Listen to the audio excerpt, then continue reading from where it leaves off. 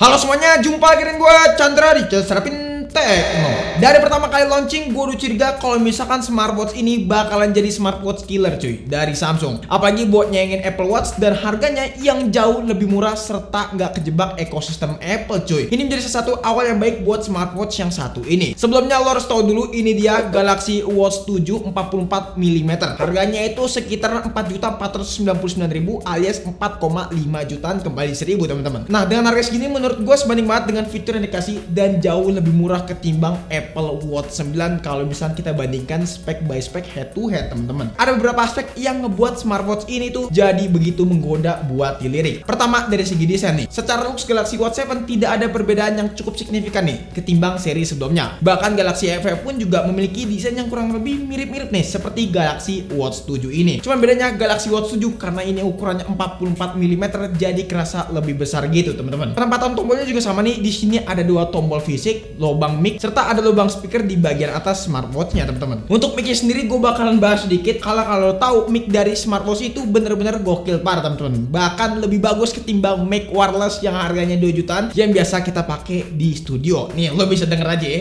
Oke, percaya atau enggak ini adalah kualitas mic dari si Galaxy Watch 7 nih. Nah kualitasnya kurang lebih seperti ini. Gue juga nggak expect kalau misalkan kualitasnya jernih ini teman-teman. Bahkan bisa dibilang kayak mic wireless yang ada di rumah kita, lebih tepatnya yang ada di studio kita yang biasa kita pakai. Dan kualitasnya kurang lebih kayak gitu. Nah, gokil banget kan? Menurut kalian gimana nih? Coba tulis di kolom komentar aja ya.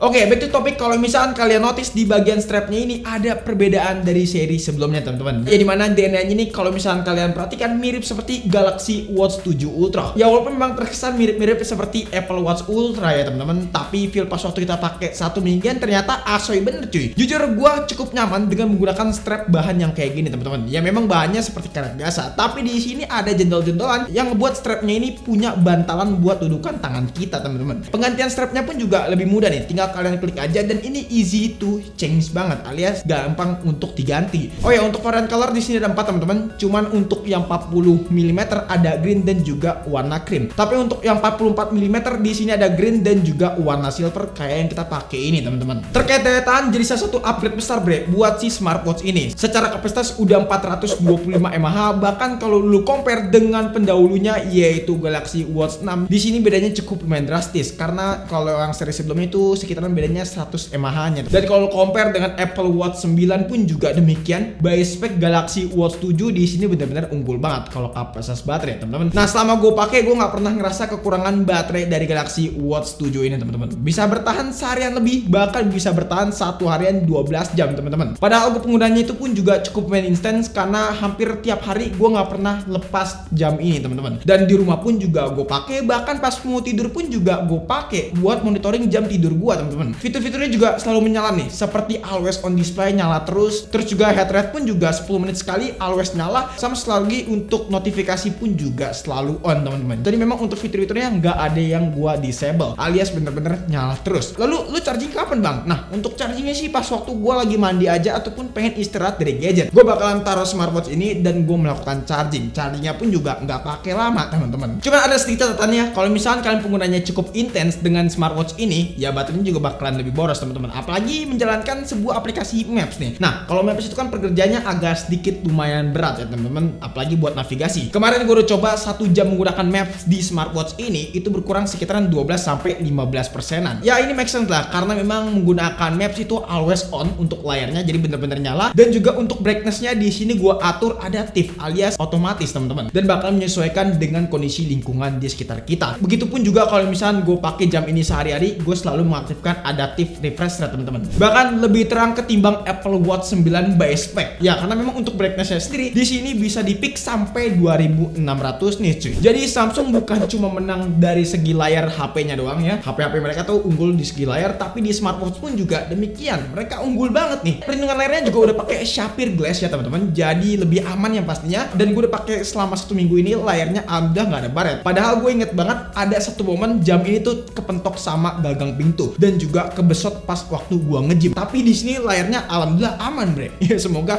bisa aman terus ya. Kalau misalnya baret ataupun ada den, gua bakalan update deh ke kalian. Dipakai di outdoor lebih-lebih karena berasa terang gitu tanpa harus khawatir bakal kayak gelap gitu. Terus juga layarnya smooth banget nih pas waktu kita perpindahan dari satu apps ke apps lainnya. Kontrolernya pun juga demikian berasa smooth. Jadi kalau misalkan controller tinggal kalian kayak rotasi gitu, nggak usah di swipe karena bakalan lebih cepat kalau misalnya kita gaya rotasi gitu ya teman-teman. Kenapa smartwatch ini berasa smooth banget ketimbang seri sebelumnya? Bahkan menjadi salah satu smartwatch yang pernah gue coba berasa smooth. Bahkan menjadi salah satu smartwatch tersmooth pas waktu gue pakai selama jadi tech reviewer nih. Yap, karena untuk SWatch-nya dia juga upgrade jadi pakai Exynos W1000 teman-teman. Ini yang ngebuat smartwatch ini tuh bakalan jadi lebih smooth teman-teman. Controller tinggal melingkar tanpa harus nge-lag dan pindah dari apps ke apps lainnya pun juga demikian. Atau untuk kontrolernya kalau misalnya kalian pengen canggih, pakai yang namanya double pitch gesture nih, yang dimana kalian bisa mengontrol stopwatch, angkat telepon, take foto, bahkan untuk pause musik ataupun lanjutin musik ya. Ini yang ngebuat gue cukup betah dengan smartwatch yang satu ini karena banyak banget upgrade dari segi chipset ataupun dari fiturnya ya teman-teman. Walaupun memang double pitch gesture ini cukup aneh sih kalau misalnya lu pakai di tempat umum karena lu harus gini-gini terus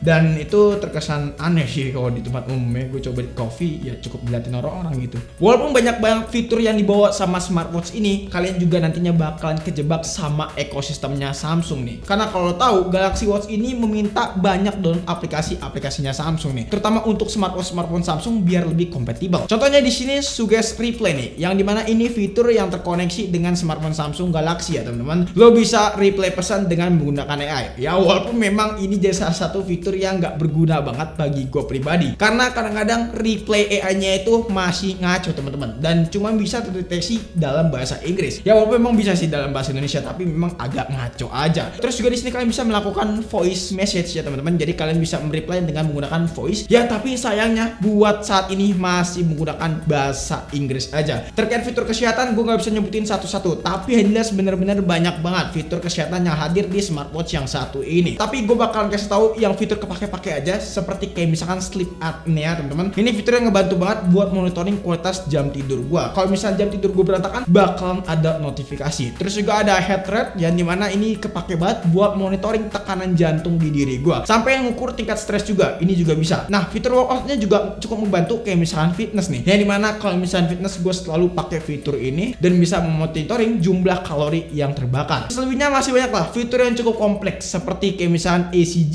ya. Kalau misalnya lo tahu ECG ini cukup lumayan kompleks dan membutuhkan alat tambahan seperti thermal meter ini. Tapi dengan fitur yang hadir gue yakin kalian bakalan jadi lebih healthy teman-teman dan bakalan lebih aware sama diri kalian, apalagi buat atur jam tidur nih. Dan juga kalau misalnya kalian kebanyakan duduk, jam ini bakalan ngasih tahu ya kalian duduk udah terlalu lama, disuruh berdiri deh nantinya. Selain itu sertifikat yang dibawa dari smartwatch ini juga banyak banget ya. API ratingan juga udah yang paling oke. Buat tahan air pastinya juga udah tahan air ya. Nih kalian bisa baca aja lah ya sertifikat yang tersedia dari smartwatch yang satu ini. Oke, kalau misalnya kalian tanya apakah killer smartwatch yang satu ini dan bisa ngebunuh si Apple Watch 9, jawabannya bisa banget kalau misalnya kita ngomongin base spec ya. Base spec Galaxy Watch 7 jauh lebih unggul dan lebih menarik, terutama dari segi baterai yang jauh lebih besar, tingkat brightness yang benar-benar tinggi banget, bezelnya juga tipis, dan juga harganya yang jauh lebih ringan. Oh ya, gue lupa satu, yaitu untuk bobot dari smartwatch ini tuh benar-benar ringan teman-teman. Jadi gue nggak terlalu keberatan dengan membawa smartwatch 44 mm